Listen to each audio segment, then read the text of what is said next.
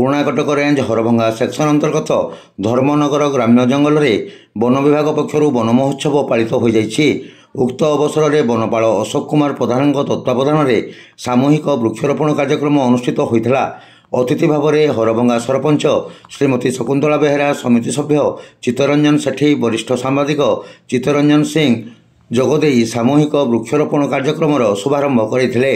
उक्त अवसर में 1000 ऊर्ध्व आंब, कदम्ब, निम्ब, जामु, तेंतुली, अँला, महल आदि गछ लग और आगामी दिन में एभली 16,000 गछ लगाइबार लक्ष्य धार्य रखा वनपाल सूचना देछंती।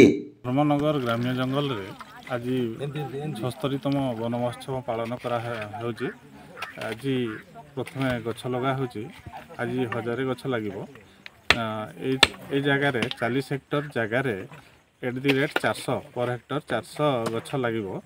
टोटाल 16,000 गछ विभिन्न प्रकार आंब, जांबू, निम्ब, तेंतुली, अँला, महल ये सब विभिन्न प्रकार प्रजातिर गछ आमर जुलाई 26 तारीख सुधा सरिबो बोली आमको टार्गेट दिया जाइए। आम जुलाई 26 तारीख सुधा सारी देबो।